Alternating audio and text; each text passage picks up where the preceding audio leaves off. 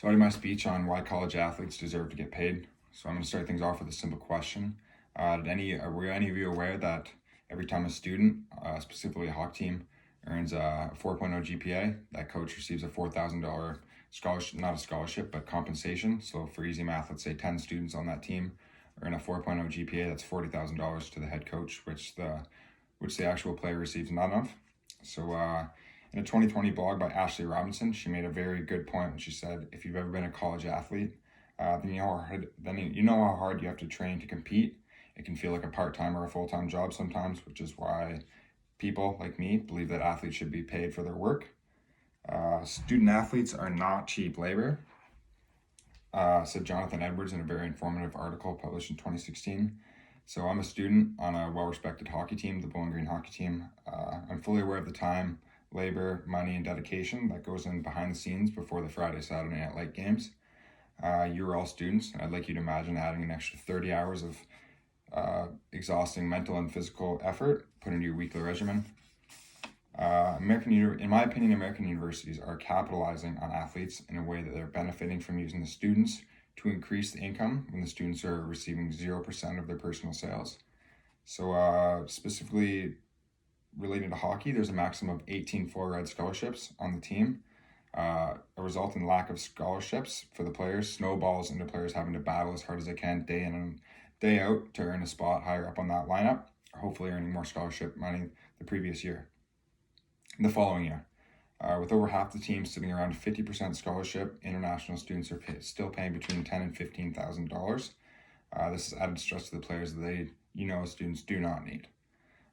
College sports is a very profitable industry, and sports teams increase the status of the college the team represents. So college athletes are being taken advantage of, in my opinion, for their hard work and dedication towards their specific field of athletic ability. Teams can only award a specific amount of full-ride scholarships, so student athletes are worried about their academics, their performance on the playing field, home life, social life, the list goes on. They don't need to add pressure of being able to afford tuition, rent, utilities, gas, groceries, that list goes on as well. Being an elite athlete, which I think that all college athletes are, takes up more time than a full-time job. So I got this from a guest author in the top 10 reasons college athletes deserve to get paid article. College sports money is not used for students' benefits. You can look at college coaches, specifically football, basketball. College sports is a very profitable industry, and sports teams increase the status of the college the team represents. And that was from also a very informative article by Jonathan Corral, published in 2016.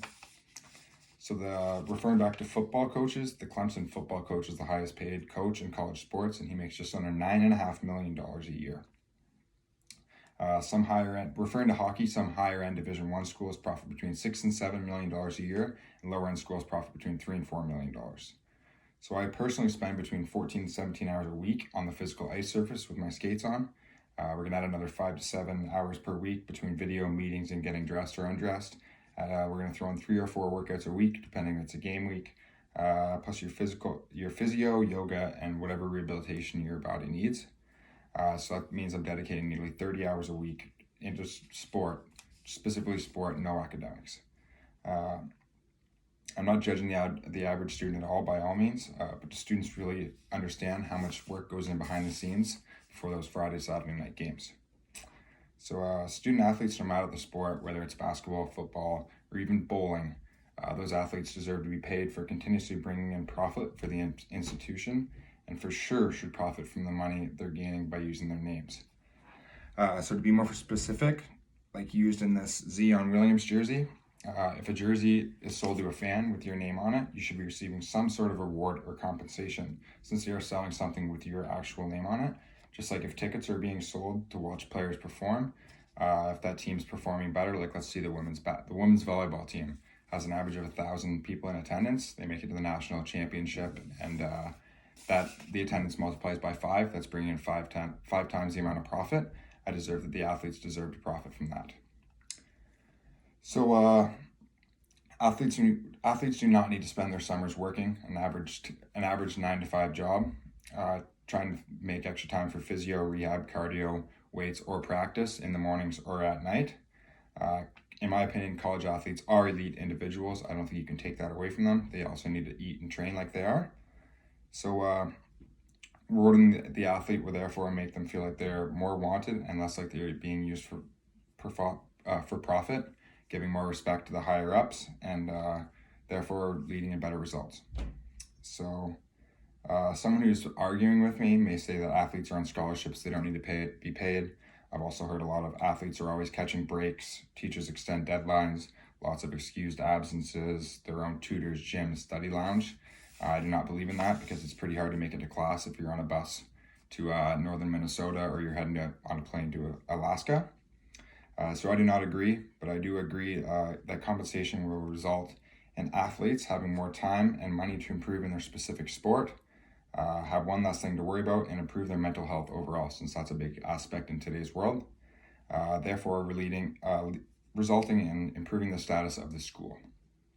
So after hearing my reasons why students deserve to get paid, I hope I persuaded you into the facts that students are not cheap labor. They're putting 100% effort in and day out. As a discussion about the importance of athletes' financial support from the teams is starting to increase from school to school, I would like you to support the idea that students deserve more compensation than they are receiving. This topic is coming up more and more on social media over the last few months, specifically the last couple of years.